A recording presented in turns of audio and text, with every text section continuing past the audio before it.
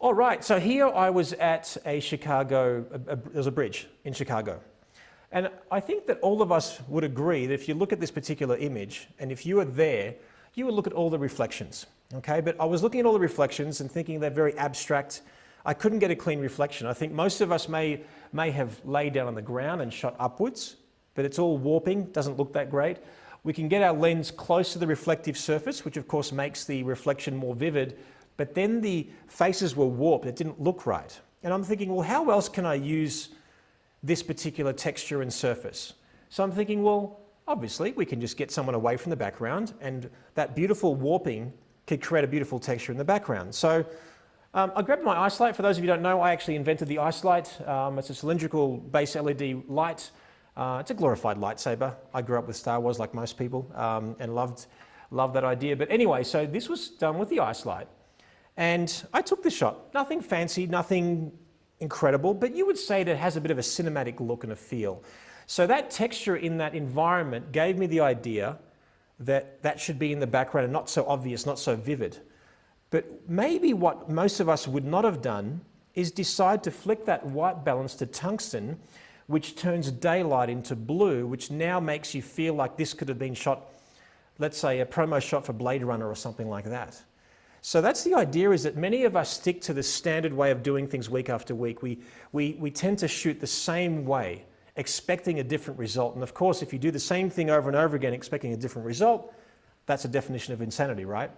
So we can't be insane. We should look at an environment and understand how to use it. Now, I've got to admit, when I started professionally, even as a hobbyist, whenever I saw a great location, I would walk up to it. I would always get my couples against it. So now I'm often getting them away from the actual wall, away from that tree, away from that fountain, and picturing everything out of focus. And the cool thing is you sort of just squint in your environment and you get an idea of what it looks like out of focus. Then I thought, well, look, let's not waste the actual moment. Whenever I'm photographing, let's say for a wedding, I'll photograph the guy, bring in the girl, take them as a couple, bring the guy out, then photograph the girl. Now I've got 3-4 spreads of a wedding album. So then we added the girl, and I thought, how cool would it be to get this strong lighting and split lighting on his face. Split lighting is where you illuminate one side of the face and not the other, often considered very masculine. And then that light bounces off his face and gives that beautiful glow here. So he gets that harsh masculine lighting and she gets that really soft, beautiful lighting as well. And of course I kept that daylight white, the tungsten white balance that turns daylight into blue. And again, it gives us this beautiful look and feel. Now, watch what all I do is in camera, change my crop and how much more dramatic it actually looks. Isn't that cool? Something a little bit different that most of us perhaps we may not try. We might always go safe, go wide, go safe. My suggestion to you is if you're shooting for a client, do what you have to do what you want to do. Make the client happy, like let's say make sure the parents are happy who are traditional, and then you can go play and do what you want and have some fun afterwards. So here's Joe illuminating the guys with the ice light there, and that sort of shows us the behind the scenes. Then what I thought of, let's do like a groomsman kind of shot, and again, this is using the tungsten white balance. And of course you can do this after the fact. If you're shooting raw, you can change the white balance after the fact. But often when you rely on that, you just don't do it. If you do it in camera, it prompts you when you're converting your files from RAW to JPEG and you're correcting them, it actually prompts you to actually see it straight away. And again, being able to look at that environment and maybe use your groomsmen in a very different way. So we're training our mind now to see the environment and look at bad locations and work out what to do with them. Now, where do you think I photographed here? I mean, there's an arrow on the ground telling you where I'm going to photograph. You can see that skylight above there. This is an ordinary car park. And then you've got the arrow right there. Now, what I'm looking for, the creative trigger here was, I'm looking for a little pocket of light. So if I see a glow of light on the ground, I know that basically if someone's standing there, they're going to get this beautiful pocket of light on their faces. So I need an excuse to bring their face up to the light to actually get that shot. So what excuse could I give? What do you do naturally when you're pointing your face upwards? Because after all, if we're shooting a wedding or portrait session or something like that, we're directing our couples most of the time, but my style is I like to direct my couples in a way that appears natural, like this could have happened on its own. So what I did was I tilted her face and chin up, and then we ended up getting this shot in this environment. So let's say, for example, your limo driver just drops you off under a car park. on the way to the reception, you could squeeze in another spread of a wedding album by simply photographing on the way to the reception venue, which is only 30 feet away. And that's what I'm saying is tilt the face, chin up. We're basically photographing on the short side of the face, often referred to as the shadow side, the short side, the narrow side. I call it the sexy side, and we get that shot. In the same vein, I mean, again, we're shooting here with a fluorescent light on the rooftop of a garage, and I saw this girl had this incredible cheekbones, and I'm like, well, there's no better way to bring out cheekbones than a light from above. And of course, there were shots where they're looking up to the light, so we've got catch lights in the eyes, but I like the idea of making it look more mysterious and having these beautiful shadows on her face and on her cheekbones. And then, of course, again, we give her reasons and excuse to bring her chin up. And I love the fact we kept that little hint of highlight on her cheek that just separates her. But again, the environment told me what to do. The light's up above. What excuse can I have to bring someone's face upwards? And all I did now for the next shot was change my angle. And again, what do? You put your chin up. Maybe the girl's a little bit shorter. She's kissing. She brings her face up. And then now we get that kind of a shot. Pretty cool. I love what you said earlier about shooting for the client and then shoot for yourself, because it feeds both needs. So if you feed your clients, then that's your business. That's how you're going to make a living. But then you feed yourself, and that's your soul. So you can keep on going. It helps to prevent burnout. And these locations that you're shooting in, like under the bridge, where it's just nothing, and especially those last few that you showed with the garage, because isn't it crazy how these are just ugly locations, like a supermarket parking lot? And so a lot of times, your clients are like, well, where are we going to do our portraits? Where are we going to do our portraits? And Jerry will often say, you just have to trust me. I'm always going to look for the light. So he educates them from the very beginning to say, we're just going to walk around and I'm going to constantly be looking for the light, so that when Jerry does show up at these locations to photograph in a supermarket garage, they don't have an issue with it, and then they trust him and end up with these beautiful portraits. And now, why do I challenge myself to go to these locations? Really, it's because they're different. In other words, if I went to the same park, the same hotel, then it's going to just be common. So often I'll go to a church and just do a 360 around the church on the same block, or as I'm driving to a potential nominated location, I might in fact actually stop 3 times as I'm driving there. So I'll tell a limo driver, hey, follow me on the way to this location. If I stop, you stop, that means I want to shoot here.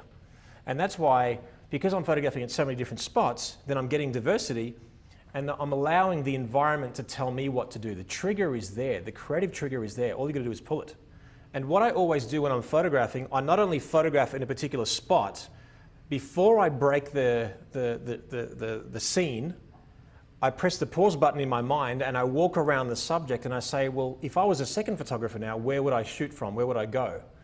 So I think that's what we do as photographers. We photograph one-dimensionally. We look at a subject, we photograph in one way, and we totally forget to press the pause button. Hey guys, stay where you are and just walk all around. As I walked all around, I thought, that texture's really nice.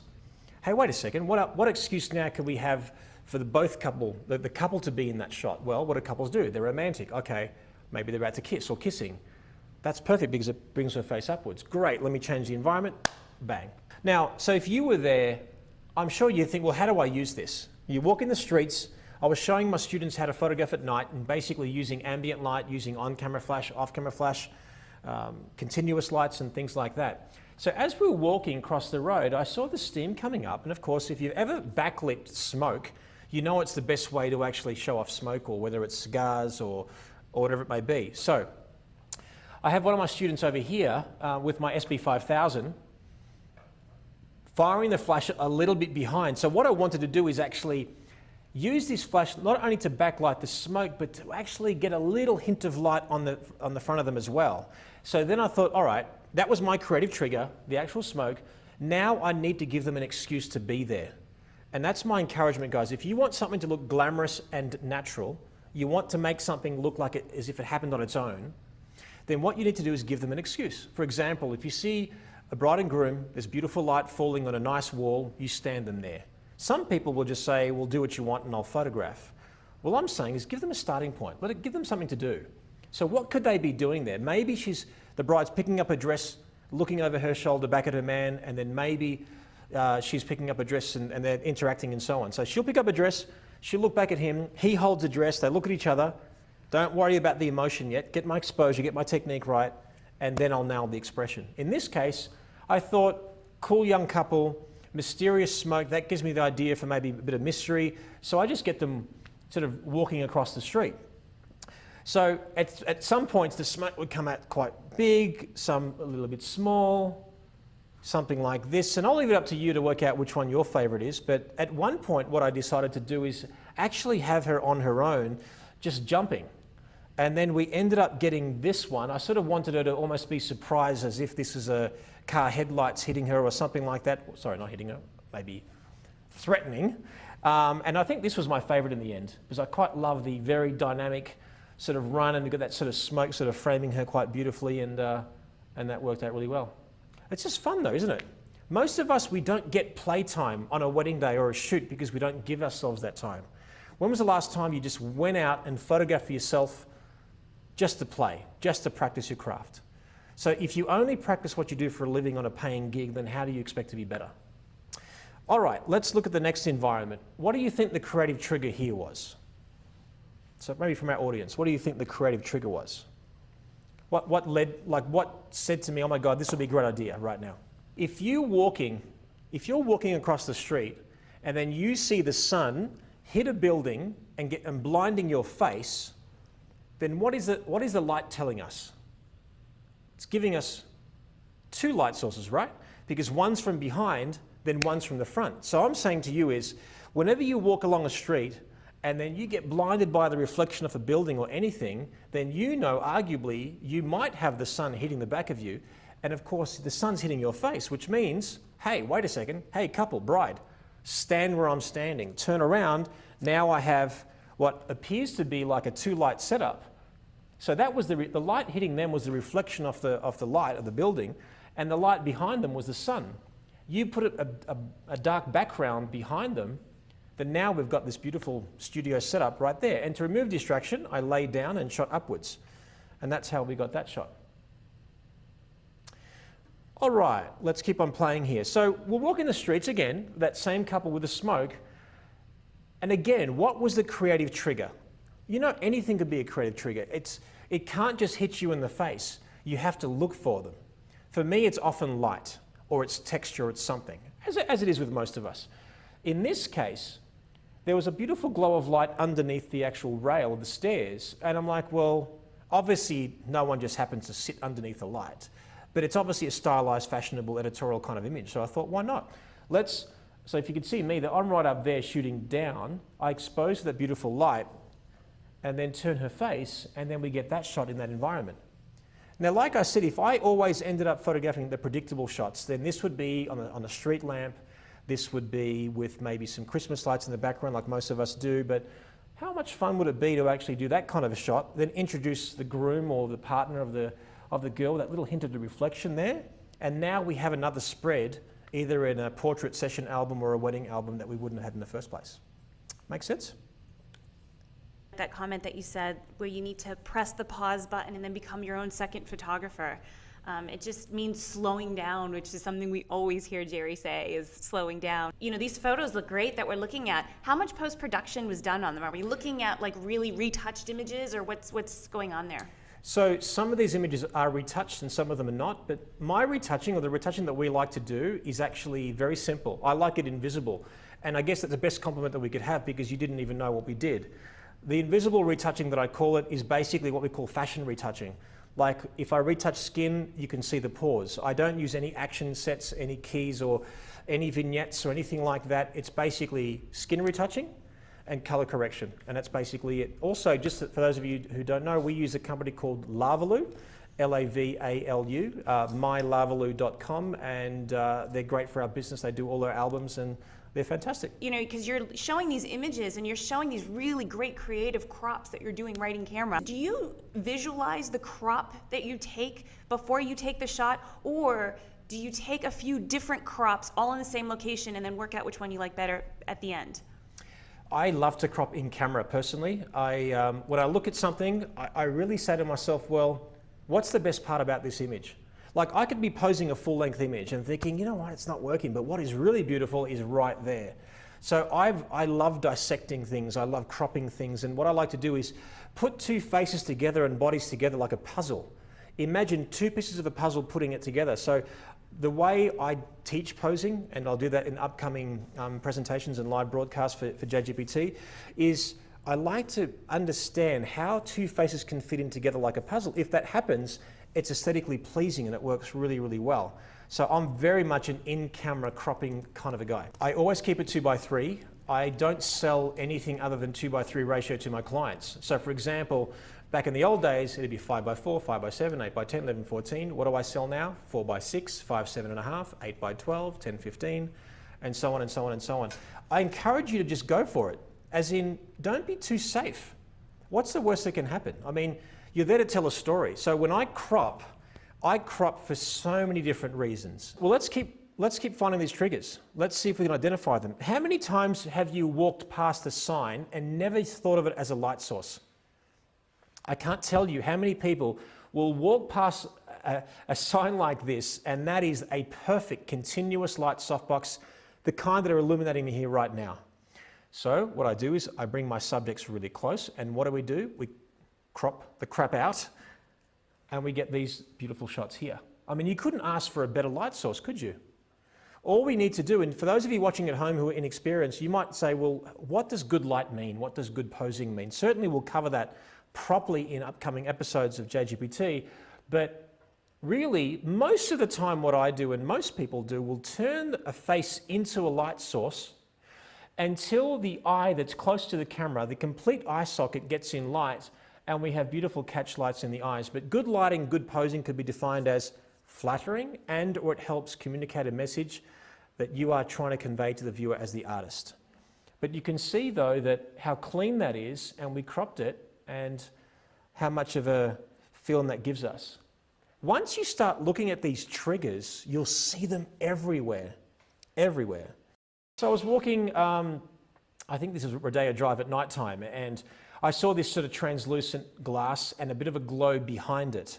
And I thought, wait a second, if I grab the model really, really close to the actual wall, I'll not only illuminate her, I might get 2 or 3 reflections out of it as well.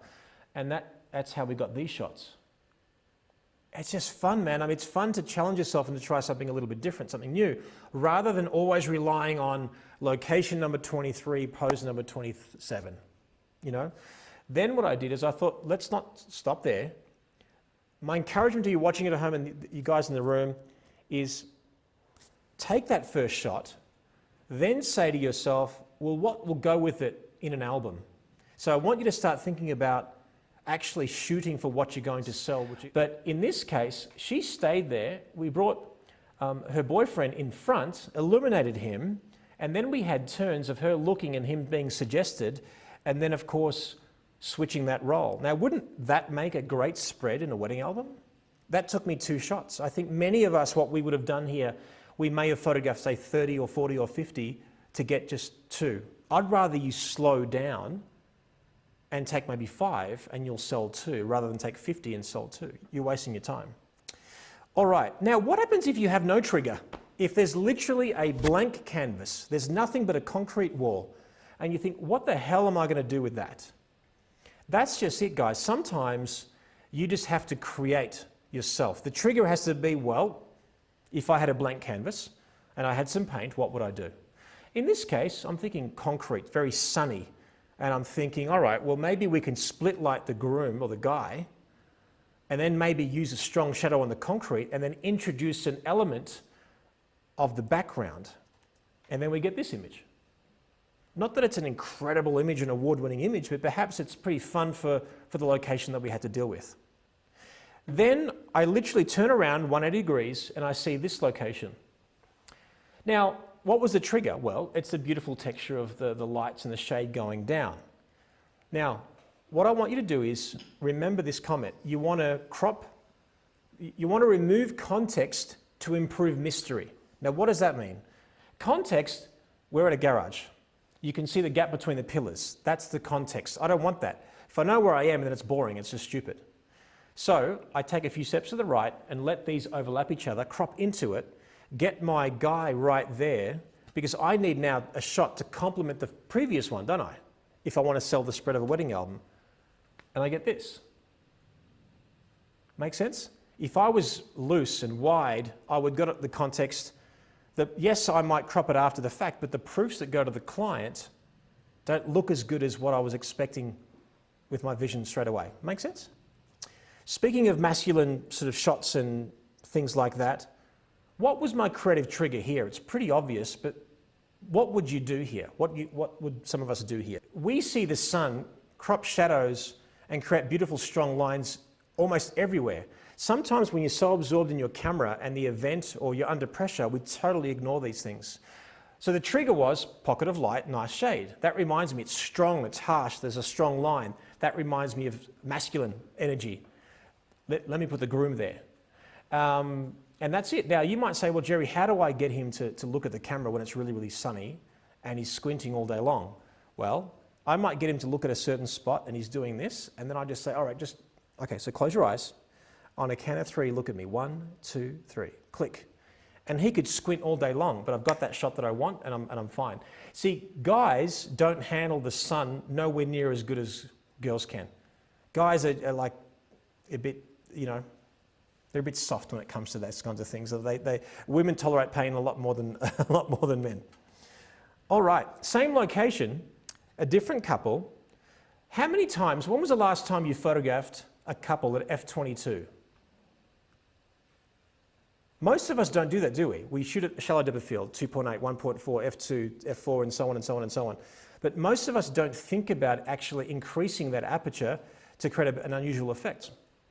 So the trigger again was there. I thought, wouldn't it be cool to put the groom with a shadow behind him and the girl with a light, so dark and light, and like think of all those metaphors. So I did this shot. Now you would swear that was a composite or a composite, as the Americans would say. I'm American now, so as we say. So this shot, they were standing about 3-4 feet away from each other, but I shot at f/22. Now I know it seems obvious, but when was the last time you did that? Probably never. So most people would shoot 2 exposures for this, or HDR or something like that, but I think it's fun to just try some different things. Earlier you talked about slowing down and how that's such a key, because in being able to see things, actually being able to look at everything in your environment, the more that you shoot, the longer that you've been a photographer, the easier it gets. So don't get discouraged if you still freak out when you go to a shoot and you're at a wedding and you just don't see everything until after the fact. It's okay. Just keep that in your mentality, keep that in your mind as you're out shooting, and it will come.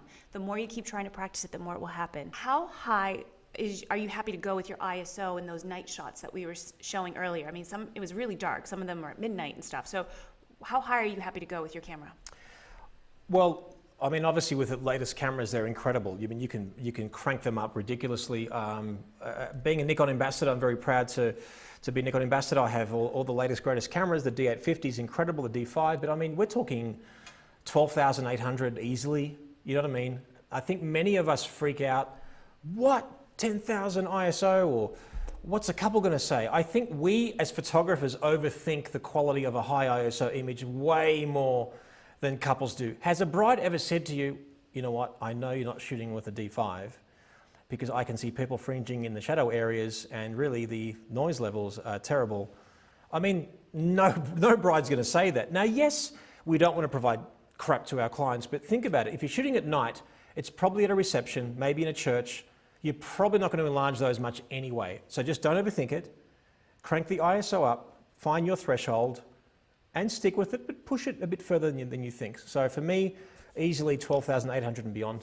Do you scout out the areas for these triggers, like to find the best areas that will provide you with these triggers before you bring a client out for a shoot? Because I don't know that too many people will plan their wedding portraits to happen under a bridge or in a garage. So do you pre-scout any of that stuff?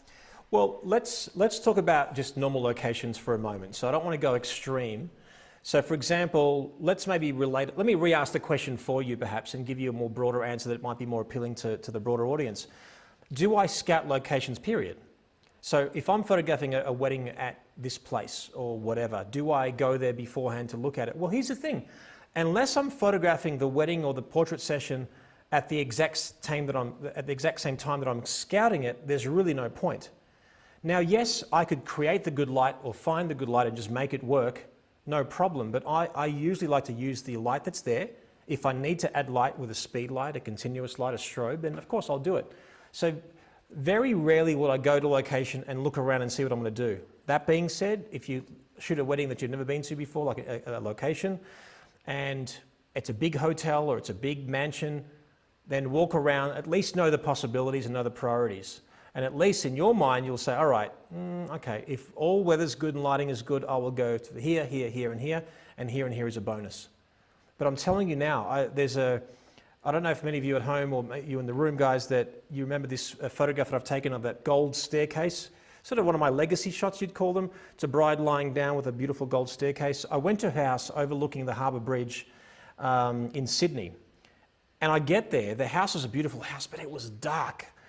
There was nowhere inside the house that actually looked good, that made the bride shine bright. And guess where I photographed? In the front study, where they put all of their crap from the other rooms to make all the other rooms look beautiful, but they put it all in the front room. So I went in the front room and stacked all the crap out and simply drew the warm translucent blind, and it gave me this perfect warm softbox. And they trusted me, and I ended up doing 90% of my coverage right there. Look, don't be a hero and never scout anything. Know where you're shooting, go for it, but unless you're shooting at the exact same time, it will all change on the day of the shoot. All right, let's keep on going, shall we? What was the trigger here? What do you think the trigger was here? Well, we've got a beautiful textured wall, but whereabouts on the textured wall would be fun to shoot? What's begging to be done? What do you think? You see that beautiful little arch of that shadow? Maybe we can have some negative space. Now the sun's coming up really, really high down low, so we need an excuse to bring their face upwards. Now remember this, one strong direction of light, two people interacting, one person suffers. That's just a fact. You will never get perfect lighting on two people with one direction of light when they're interacting. The only way you would do it is with a reflector, but then that's almost two directions of light. In this case, then she gets the good light, the negative space is there, and that's basically it. Now again, this is not going to win any awards, but I'm trying to show you these triggers that help and make you understand perhaps all the things you've been missing off all the years. Now, how many times have you actually walked into a bedroom and you've seen blinds being pulled down because it's actually very, very hot, and you see a little glow of light reflecting off the wall? Did you think that you could easily just walk up, pull that up, and now all of a sudden we have this beautiful reflector? And now we get this shot. And you would swear that was probably done in a studio or with a nice light or something. So remember, every time you see a blind like that, bring them back. This was at a workshop in Turkey. So you might think, do I have like 300 assistants on a wedding day? And that's how this was taken.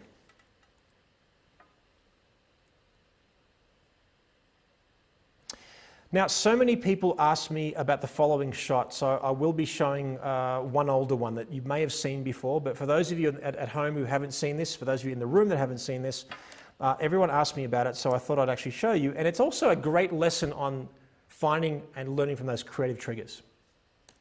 So what was my creative trigger here? Well, the bride was inside the house. I was with the groom. We were walking outside. So if you can imagine, this TV represents the window of the house. So I'm basically walking, the groom is between me and the house, and as I was walking, of course you walk like this, as I was walking, I saw the reflection of his silhouette against the overcast sky. But then as he crossed the bride, I saw her vividly through that reflection. I thought, wait a second here, without being all romantic and lovey-dovey about it all, but maybe we can actually produce an image as a metaphor of two becoming one, of a bride and groom becoming one. So what I did was, I asked if they had a ladder, small little one. They did. He stood on the ladder, so I can get him perfectly in that overcast sky. So if you can imagine, now I'm seeing a reflection of his silhouette in the glass. Then, if she comes now through that actual silhouette, now I will see her face merged into his silhouette, and we actually get this image. It's actually quite surreal. The more you look at it, the more you see. Like the fact that his shoulder looks like her shoulder. Almost his hair looks like her hair, like almost like a modern haircut of a, almost like your haircut, baby girl. But that's what I'm trying to say, is that how cool would it be to recognize those things, but they're not just going to hit you in the face. You have to look for them. Hopefully after today's presentation, we've not only given you very tangible ideas that if you see a blind, you'll do it. If you see a fluorescent light in the garage, you'll do it. But that'll give you an idea of how to use the environment other ways, for examples that you haven't seen. Now, what do we see here? Now, this is Bryant Park Library. Is that what it is, baby? Bryant Park, no, that's the New York City Library. But it's just next door to Bryant Park. Okay, all right, wonderful.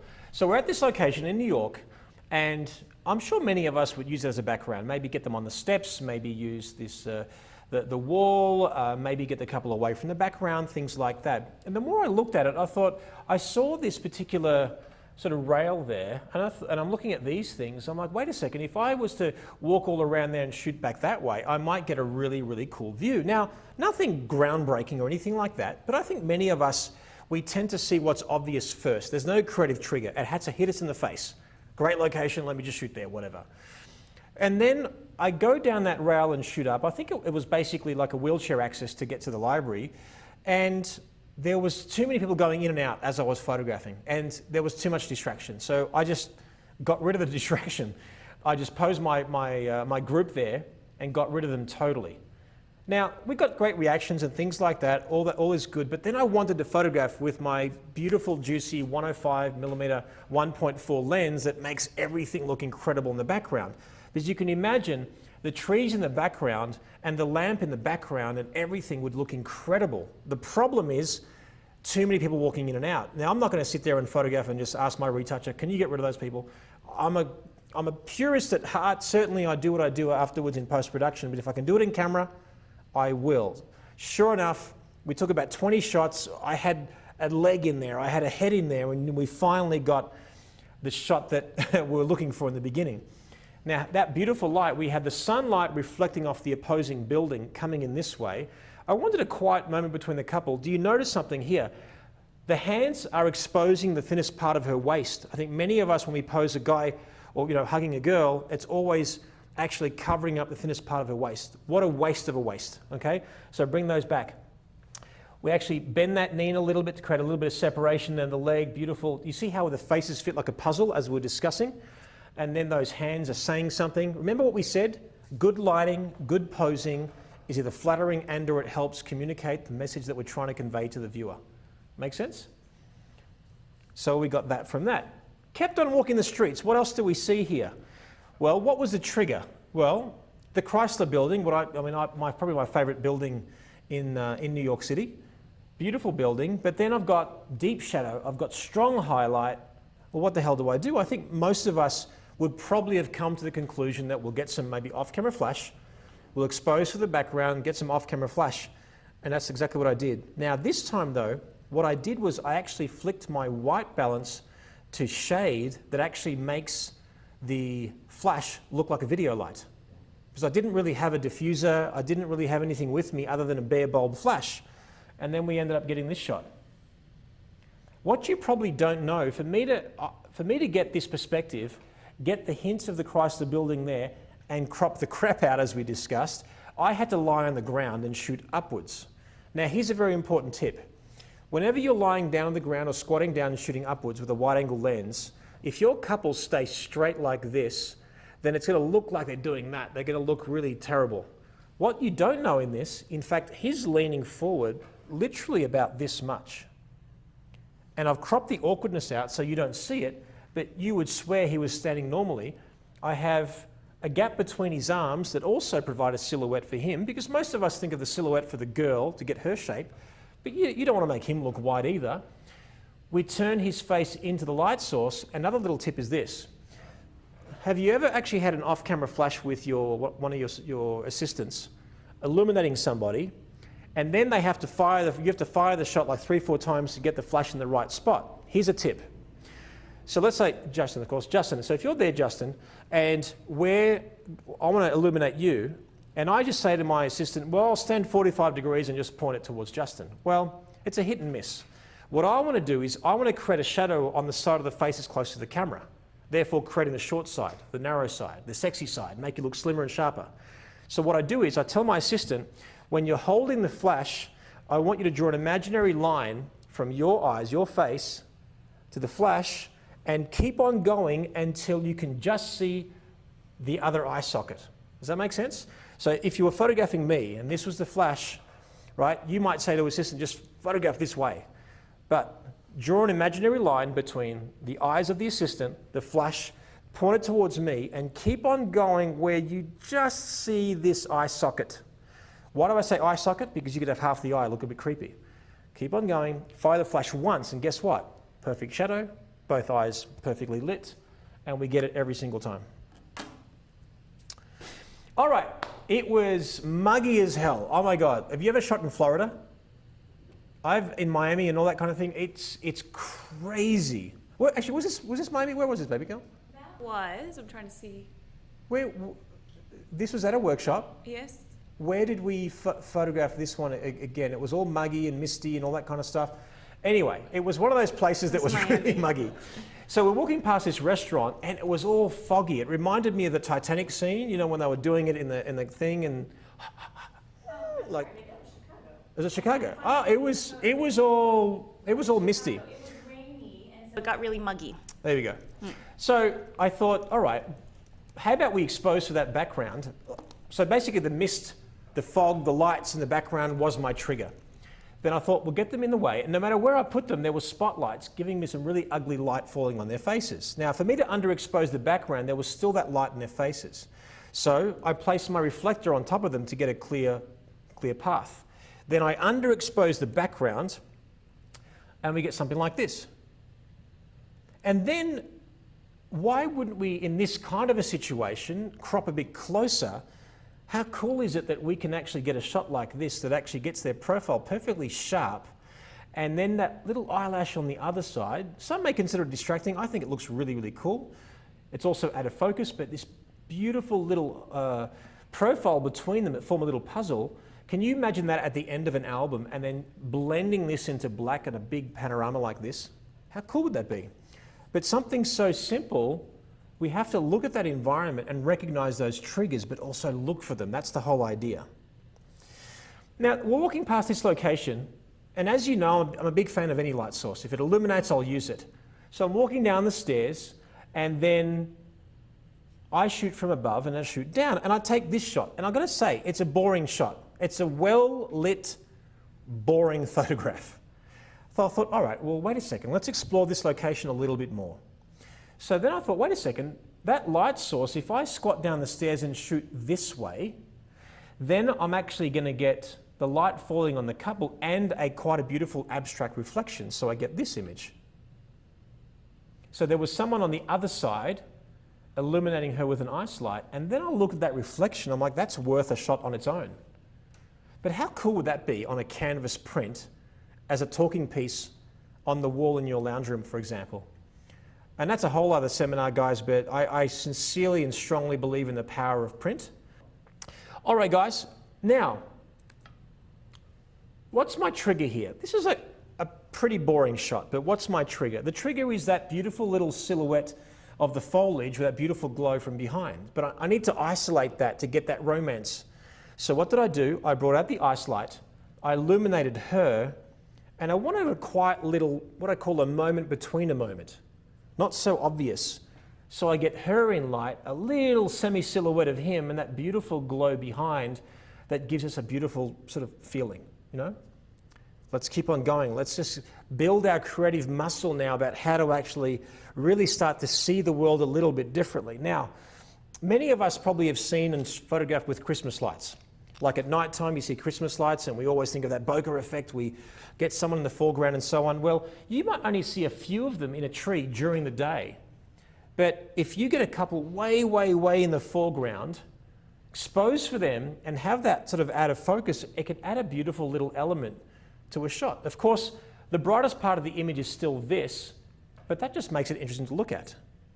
Does that make sense? Fun, fun, fun. All right. I told you earlier in the presentation that I'm a very proud of Nikon ambassador, and probably one of my proudest moments of my career is last year I was chosen to do the campaign for the Nikon D850. And not only did we represent the wedding genre, but also the fashion genre as well, which I was really, really excited about. And this was shot in actually Las Vegas. I don't know if you guys have been there before. This is called the Parisian Palace in Las Vegas. An incredible ornate location. Imagine like Gianni Versace and Roberto Cavalli had a love child and built a house. That's what this particular house looks like. It's incredible. So anyway, I thought I can photograph the reflection. It sort of seemed obvious that if we were in this location that we would photograph the reflection. But then I'm like, well, that's obvious. I may have done that, but the frame actually was incredible. So let me just photograph her there. Now you can see that she's standing next to a window. So there's a window next to her on the left-hand side of her, and there's a little window behind the mirror. So I thought, this is perfect. This is just a studio setup. I can include the gold frame in the actual shot, illuminate her from the front with a little tickle of light in her face, and have a little accent light on her jaw in the back of her. The problem was the sun was coming strongly and vividly on her shoulder, and I just couldn't get rid of it. Now, you've got exposing for that kind of light, and the sunlight hitting the shoulder, you're not going to resurrect that in Photoshop. It's going to be almost impossible to do it well. So Melissa was wearing socks, got her to take off her socks, rolled them up, and I wedged it between the mirror and the actual wall that blocked off that spotlight. After this shot was taken, I got the guy involved, and we ended up doing this image. So this was photographed at 1.4. I love that plane of focus. You've got her eyelid there and her lips, beautifully, perfectly in focus. And then how important is that little gap between the nose and the forehead? If it was joint, it'd be okay. I'd prefer it overlap properly, because if that was touching it just like that, it actually makes his nose look pronounced. Hashtag bigger, which we don't want. And then how important is that I have that little gap above his ear, and how important is that I have a little bit of separation beyond that corner, and then we have all those beautiful tones mixing and harmonizing together for a beautiful effect. Cool, cool? I talked about Christmas lights, and I'm sure some of us have done this in the past. This is the classic shot that most people would have done if you photograph weddings or couples. So I saw these Christmas lights in my environment. I grabbed the couple. It actually looks like Melissa a little bit, don't you think? Quite crazy. So we had the couple looking at each other. My recommendation is this. So if a couple are facing each other, have your assistant, whoever's holding the flash or whether it's on a stand, about 6 feet away from them. Never have the flash too low. If the flash is too low, it'll hit light up here and it'll dwindle off, and you won't get that beautiful light around their profile. So my advice to you is, if you've got a bride here and a groom here, then the light should be 6 feet behind and as high up as possible on the same level. And I usually use the groom to hide the flash. So what my recommendation is, get yourself a little monopod, put your flash on it, put it up, and then that monopod and that flash is hidden behind the groom. Turn the flash so it bounces perfectly in the middle of the couple, bouncing between, getting that beautiful glow. In this case, this next shot for the campaign, I wanted to actually test the high ISO capability of the D850, hence sort of emulating a shot that I've popularized over the years. But what I did though, I brought the groom a little bit closer to me, so the flash hits his face and she gets a bit more prettier light. Does that make any sense? Now then, it's funny, I sort of made them laugh, and at one particular point I got that, you know, that smoke in a can type thing? So we got the smoke in a can that emulates sort of dust and environment and all that kind of stuff. So we had this sort of remnants of this smoke sort of filtering across. I made them laugh. She moved forward. The cool thing was the flash hit his face perfectly now as a perfect reflector back on her, and we get this shot. So I love the fact that he's almost in silhouette, and it almost looks out of focus. If you, trust me, if you go close to it, you'll see her eye perfectly sharp there. So it was a bit of luck that grabbed the focus there when I was photographing it as they moved when I made them laugh out of that shot. All right, let's move on. This is a really cool location in Melbourne. I was doing this portrait, and I was shooting at a very shallow depth of field. I think it was 1.4, I think with the 85 at this point. And then I thought to myself, all right, this is great. Everything's out of focus, beautiful bokeh effect, looks all cool. But how cool would it be to actually maybe bump up the light on her face, narrow the light down. So I use the ice light with barn doors, or barn doors, as you would say, and narrow it down and underexpose the background. So I'm using the ice light with the barn doors, and then we end up getting a shot like this. So beautiful quality of light, very, very soft. You sort of see as well how we've got the lips parted as well. If you ever want to make lips that are small or bigger actually look even softer and bigger again, is I always ask my models, my subjects, to just breathe through your mouth. But not like, that's silly, right? Like just part the lips enough to breathe through the mouth. That reminds the model to relax the lips and without pouting. Because some people have seen America's Next Top Model and then they all start pouting and then everyone pouts and it just looks ridiculous. So little things like that can really, really help you. All right, so here I was in where was this? This was in Melbourne. This was at a business centre in a hotel, okay? So what was the trigger? What am I looking for here? What was the creative trigger that made me shoot here? Well, as I walked into that particular little alcove there, I saw a translucent sort of film or sticker, whatever you want to call it, on that piece of glass. Straight away I said to myself, silhouette, because I could place someone in the path, have a nondescript background, and then all of a sudden get this perfect little profile. It didn't stop there. So I set them up, I exposed for the background, which can make the couple go dark with less detail. But then, in a business center, you normally see computers. I saw an iMac, so I positioned my camera, my lens, close to the reflective surface, and then I ended up doing this shot. But how cool would that be in the spread of a wedding album? Now, you have to build enough trust, of course, to shoot this kind of thing with a couple, because they want to photograph next to that fountain, and here you are in a business center photographing next to a translucent piece of glass and the reflection of an iMac, which is quite ridiculous. But if you build enough trust and you take a shot and you show them, then they'll do anything for you for the rest of the time, don't you think? Cool, cool? What's the trigger here? What do you think I did here? I'm sort of pretty much telling you by showing you the behind the scenes photograph, but what was the trigger and how would I use it? The answer is not difficult, it's just, that's this thing. We tend to overcomplicate an environment where we don't look at it for what it is. What is that? What is that we all have in the back of our car, in the trunk of our car? What is exactly what you're seeing here? What is this? And what kind of reflector is it? It's a silver one, right?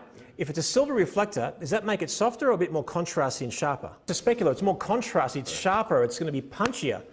So all I do is I crop the crap out and I get that beautiful little highlight in the behind her head, and then we ended up photographing this, and you would swear that was done in the studio. Well, really, I made the studio was already there, I just had to find it.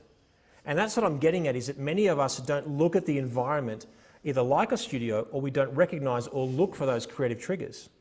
And sometimes it can be so obvious, but sometimes it's the most obvious things you don't even see, because they're so obvious, it's just there, you take it for granted. Make sense?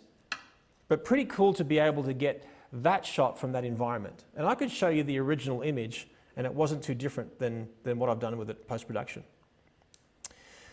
All right. Okay. What do you see here? What was my creative trigger? What obviously would I want to get in this shot? The skyline. Okay, so it's pretty obvious. We want to get the skyline. So generally speaking, if you know me or you've been taught by me, you know that I'll always choose light above location. But if I find a great location with not so great light, I will create the good light or find the good light. So what's the problem here? If I expose for that, what's going to happen in the foreground? It's going to be dark. So what do I have to do? Fill light, so maybe an off-camera flash. So the environment told me that. Basically said, Jerry, if you want that city and you shooting up above here, there's a little balcony, then obviously get the couple over here and shoot down and have the water envelop their faces and frame their faces. That's basically it. So then what did I do? I grabbed my off-camera flash. What did I do? I draw an imaginary line with my assistant's eye to the flash, to the person's eye, moved it to a point where we can just see what's going on. It illuminates the eye socket closest to the camera. I changed my white balance to cloudy to add a little bit of warmth to make the flash almost look like video light, a tungsten video light to a certain extent. And then we get this shot.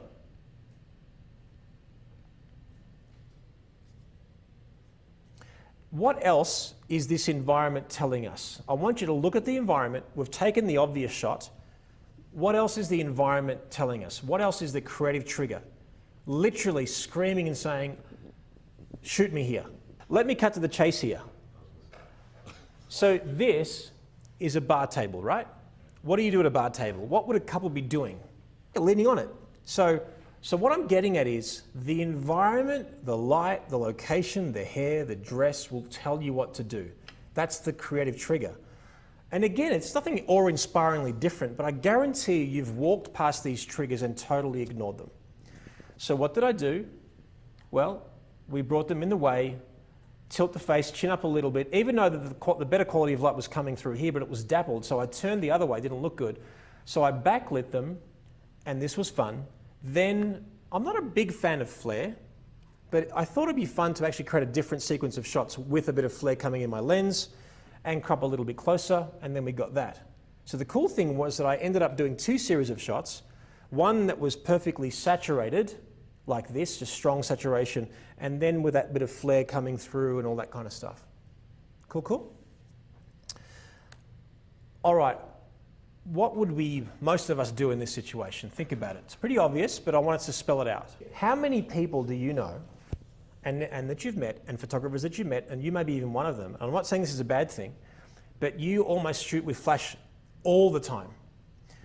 I'm not saying that's a bad thing. I'm saying that if you use fill flash or use a big strobe on every single image, guess what? Your work all looks the same. It looks good, but it looks predictably good. There's no heartbeat. You know how some people will nominate themselves, I'm a natural light shooter, I'm a flash shooter. I'm just a photographer. I don't care what it is. If it illuminates, I'll use it. So my encouragement to you guys in the room, for those of you at home, if you're inexperienced, and it's an easy approach to say, I'm a natural light shooter, I can crank the ISO up, I don't need speed lights, I don't need anything, I'll just shoot what's there. That's totally fine, but what happens if you go to a church that's too dark? What happens if you go to a church when the priest says no flash? What happens if something happens to one of your units? What happens if you can't take your strobe on that mountain or whatever it may be? You need to learn to use everything. Really, you need to be an expert at what you do so that anything gets thrown in front of you, you can actually do. So my suggestion is that yes, you can use flash, and I think many of us, half of us would have done this kind of a shot. We backlight everything, we crop the crap out, we crop the trees above them, isolate the shadow, get them walking, having some fun, and so on and so forth. But let's look back at that location again. Do you see how there's a hill going up, and then I'm going up again? And now that's making me thinking of a couple of shots. The triggers were my perspective. I just said, guys, I want you to go down there and I want to have a look at the quality of light. I saw their long shadows. That looked good. Then the next trigger was, let me isolate the actual shot. And the next trigger was, when the sun's going down, I'm going to get them on that hill and I'm going to stand where they are and shoot upwards. So I'm in this situation right now. And then I need a silhouette. Now, most of us who do a silhouette will get the couple looking at each other, like I've showed you a couple times today. Looking at each other, foreheads touching, all that kind of thing. Don't get your couple to kiss when it's a silhouette. That's my recommendation. If you get a couple looking at each other, kissing, their shadows bleed into each other, there's no luxury. The luxury of a forehead, a nose, lips and jaw is very beautiful, very sexy, very sensual, let alone 2 people about to kiss or something like that. What I'm getting at is a silhouette. What does that mean? Shape. I'm showing a shape. Show shape. Give them something to do. In this case, I just got them walking. So I took this shot first. This might be a nice panorama, might be great for the wall, something like that. But don't you think this has a lot more soul? How important is it that I got him to cross his legs over, which gives him shape? See, most of us, we can point the toe of the bride, bend the knee, shift the weight back, arch the back. We get this beautiful shape of a bust, waist, hips, sexy, beautiful. Make sense? And now, with him, we often see the S-curve in the bride. With the groom, I often refer to it as the V or the C. A V is broad shoulders, and if I bring my legs, so in other words, if I stand like this, hang the body down and then move the body like this, my shoulders are broader towards the camera. I put one leg and I just bend that knee. I don't do it in a feminine way, I just bend that knee. that's creating more of a V shape. And then how important is that little sliver of light between his arm and his body? Because after all, don't we want to know where our body stops and starts rather than looking that wide? Can you imagine looking that wide? Make sense? It's just really awesome to hear you talk about the progression from beginning to end in these shots, especially in that last series that you took, because I think a lot of us, I know I would have probably stopped after that first one with the shadow in the foreground. As a matter of fact, I was shooting with you at that wedding, and I took a shot like that, and I'm like, and I'm done. I was very happy with my shot.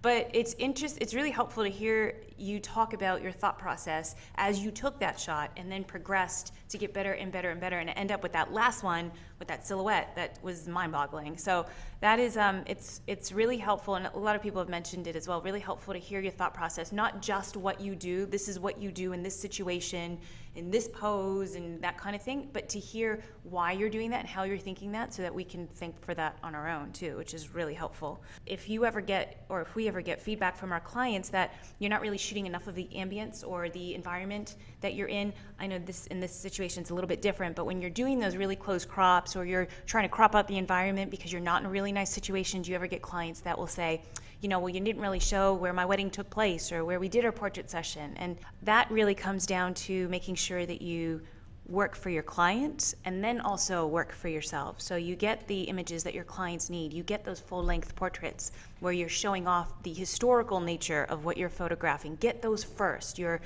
working for your clients. But then after you get your bread and butter, then you can have your dessert and you can play around and get some of these more creative crops and have a little bit more fun with the images. So that's a really cool idea too. Awesome, absolutely.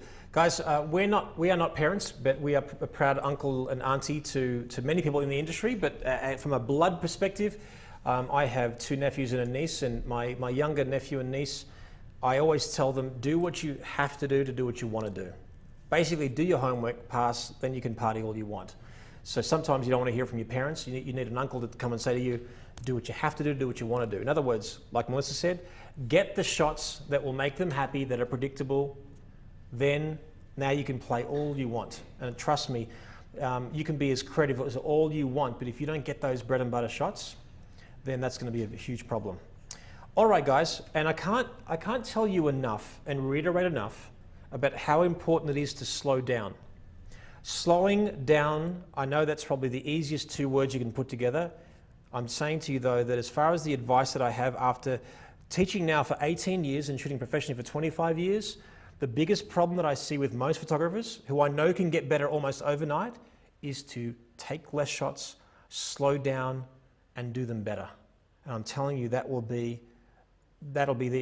if you have to, print out a label, a sticker, put the word slow down, stick it on the back of your camera. So when you put your camera to your eye, it reminds you to slow down.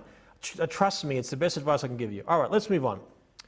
So this is a recent wedding in Melbourne that we did. So what was the trigger here? Here I am doing my test shot to basically photograph the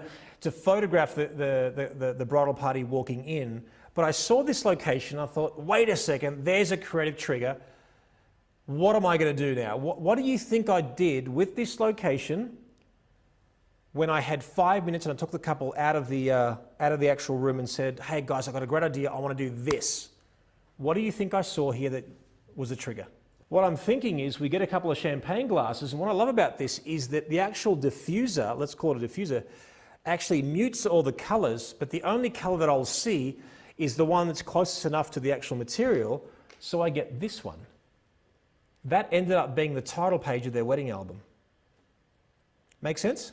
Most of us, I guarantee, would be sitting there freaking out, waiting to get the right exposure for the couple to walk in the reception venue, but you have to be on the prowl. You have to look, you have to search, you have to recognize those creative triggers.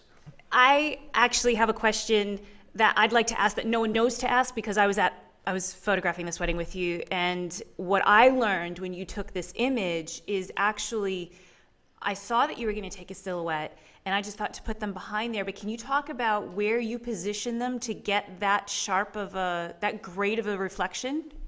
If you know where I'm going with this? Silhouette, yeah. I mean, they were exceptionally close to the glass because they will, if you went an inch further away, it would just blend in and bleed out into nothing. So it's literally go as close as you can to the glass without touching it. And that's what I recommend, because sometimes you might get an abstract face, like going really close and then adding contrast to it. But the minute you do this on a piece of glass, it looks really weird. So it's a tough thing. All right, what about this? I walk in this bedroom, there's a lot of mess, a lot of fuss, but there's a beautiful reflection in the mirror. So what do? I position myself right on the edge, I turn her around, and this is a pretty obvious trigger. The reflection is pretty obvious. But what was not so obvious is this. I thought, okay, I've got so much crap all around, I want to open up that door and go nice and tight and get that beautiful light, that sliver of light tickling her back there, and then we get this shot. So sometimes, like I said, it could be an obvious location that we've used and we've shot before, but maybe we haven't gone to that extent. So let me show you a handful of spreads of the wedding album that the couple actually purchased. So this dapple beautiful sunlight coming through, and we got this, that beautiful tickle of light. I love that little dapple light on her face. Then, so that was the first spread of her coverage. Then that was the second spread. You love it how it sort of just goes up. Then it sort of leads your eye in, and then that was a detail spread. All just using that beautiful sunlight coming through. I think many of us would not use direct sunlight coming through a window for a bride's coverage of a bride wearing a white dress. Then I'm shooting it very shallow depth of field here as well, and then that's her adjusting her veil, and that's that as well. Pretty cool? All right, let's keep on looking at these creative triggers. Where would you shoot here? What's the creative trigger? Where would I play here? I mean, obviously it's just a beautiful place. What I'm seeing, I'm a texture guy, by the way, guys. I love touching, I love putting my hand in lentil. John and Delisa Cooper, who are our neighbours, they wash their dishes with a rubber sponge, and it has these little nipples on it. I don't know what you call it. I'm sorry for want of a better word. But the sponge had so much texture on it, and I said, I would be very happy if you bought me one as a present. Sure enough, the time that I saw them the next time, and now, as I'm looking at my computer, I'm just touching this sponge. But anyway, what has that got to do with this photograph? I love crunching leaves. If it's a hot day and the leaves are all crunchy, I'll step on them, but that's my trigger, right? So what I did was, this was a bit too harsh for the kind of soft photograph that I wanted to produce. So I grabbed more leaves, put them all here, stood up on this particular spot and shot down, and I ended up getting this shot. Arms off the body, turn the face, beautiful soft light, beautiful shaped legs, and that was it. This is a wedding I shot in Greece last year on one of my best friends growing up, and I said, screw it, I'm just going to climb up on the church, because the church was really short, and I wanted the view. Can you imagine? These guys are literally about 3-4 feet away. Where am I going to stand? Where am I going to sit to take the photographs of the ceremony?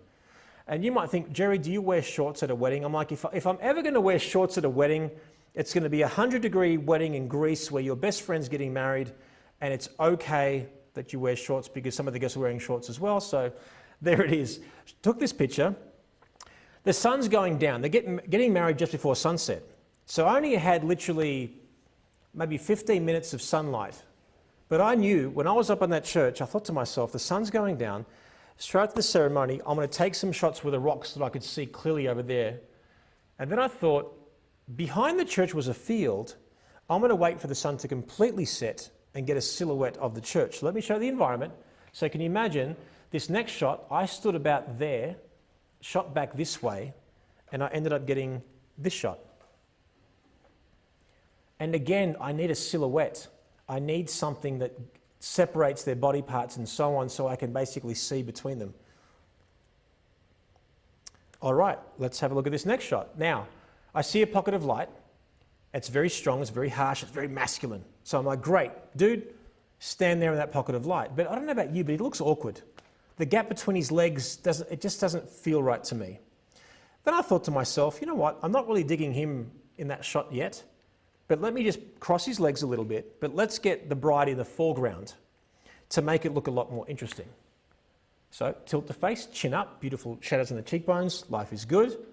And then I thought to myself, wouldn't it be cool to shoot at f/22 like I did that previous time? And you see how much difference that makes. That's just too abstract. He looks a little bit weird there, completely out of focus. This one is a lot more interesting. Let's not waste it. You know what? There was that beautiful pocket of light there. She looks amazing there. Let me pretend to be a second photographer, press the pause button, take a few steps and walk around and then see something different. So that pocket of light led me there, but as I diagnosed the scene, there were other creative triggers that I responded to in a better way. This actually was also in Greece, this wedding. This was not last year, 2 years ago. So they were walking, we had some fun, and what do you think is, well, it's a personal opinion, but what do you like the most about, say, this shot, or them, or what they're wearing, or things like that? What's beautiful to look at right now? For me, it was her back, that beautiful, the small of her back, the beautiful texture, that beautiful little shadow on the back of her dress, on her body, I thought was beautiful. So I thought to myself, I want to photograph her, an excuse to photograph her from behind. What could she be doing? Maybe she's adjusting her hair. That gave me an excuse to do something. I thought, wait a second, all right, I want to introduce the groom now. Before I stop and I recreate that pose for any unknown reason, let me do something. So I thought to myself, how do I connect them and build them like a puzzle? So can you imagine? I'm photographing her from behind, she's adjusting her hair, I want to put him into the shot, make it look like a contemporary sort of editorial kind of picture. So I thought, great, let me put his hands in his pockets, he's looking away, and we get this image. Do you notice how I position him? This gap and this gap are exactly the same. Then I have this beautiful gap mirroring what he's doing. This is center composition, which we would say is pretty boring, but then when you off-center it, it breaks the monotony and the predictability of a center composition, and that's basically it. Make sense? All right.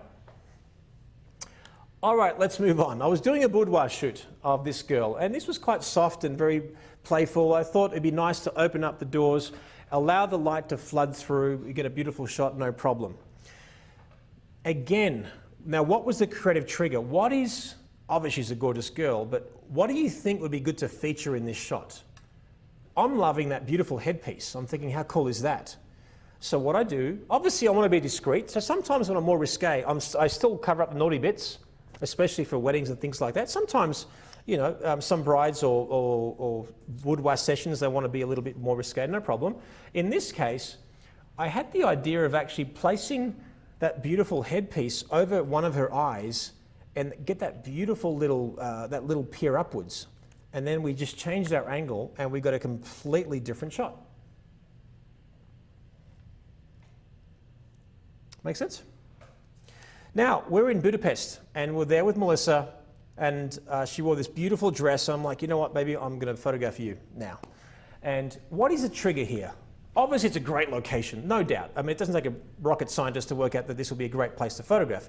But what was the trigger and what made me shoot where and why? The window. Okay, let's diagnose it. So it's the window. Now, would she be standing on the stairwell? What would she be doing? Where would it be good to put her face? So the trigger is, do you see these pieces? The ivy is growing in a way where it's framing the person. So I'm thinking, I'm going to put her head and shoulders somewhere here. If I expose for her perfectly, everything will blow out and look ridiculous. So really it's a silhouette now. Because if I darken this exposure, I'll get the detail that I want, but get this beautiful foliage. So I thought to myself, let's get her standing on this area and do a very dramatic classic pose, reminiscent from the old Hollywood days. And we ended up getting this image. Retain the detail. We got a little of a, it's a silhouette per se, but she turned her face to the light, so we get a beautiful detail on her dress. And quite beautifully is that she had this beautiful sort of almost like ivy style pattern in her dress that actually looked incredible, and we used that. This is also in Budapest, beautiful statues. The sun's from behind. Well, what the hell do I do? Well, I'm sure most of us would have thought to do something like this. Off-camera flash, I lower my camera angle, shoot upwards, and get that beautiful drama there as well. This was in a beautiful concert hall, isn't it right? Yes. Something like that? Yeah, an opera house in Budapest. So as we're walking in, we've got this beautiful shaft of light. Now, shaft of light, opera house, what do you think of? What's the creative trigger now? What do you think of? If I say the words opera house, opera, Broadway, what's one of the most famous shows in the history of mankind? Opera. What does that word trigger you? So you look at this and you think, Phantom of the Opera. That's what I thought.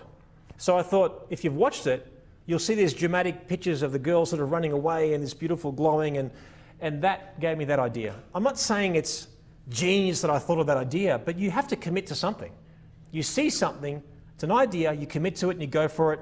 The difference between good and great is quite dramatic. Then I thought, well, how cool would it be to actually get a dramatic picture of this guy with sunlight coming through a window and then a dark background?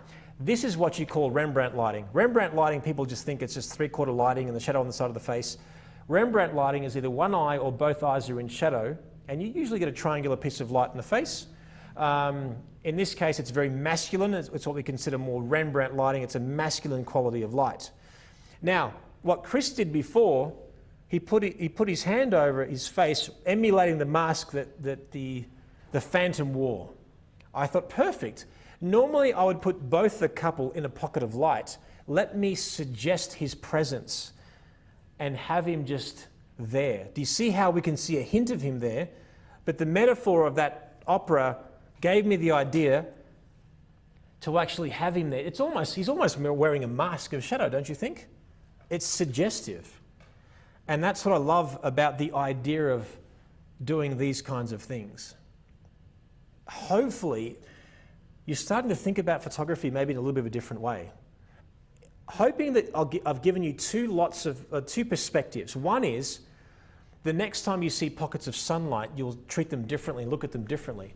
The next time you walk past a silver piece of metal reflecting off sun, what are you going to think of? Make sense? The next time you see a glow of light coming underneath a stairrail, what are you going to think of? The next time you walk past a street with a big sign of a Hollywood movie poster, but there's floods of light coming through, what are you going to think of?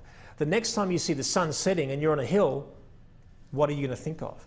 So not only do I want, hopefully, that what we've taught you today, giving you specific ideas, it's unlocking the principles behind recognizing triggers in your environment and maximizing them in a way perhaps that you've never seen before. And guess what? It's a lot of fun, and you can sell a lot of it because you're creating something incredible. Hope you enjoyed that, guys.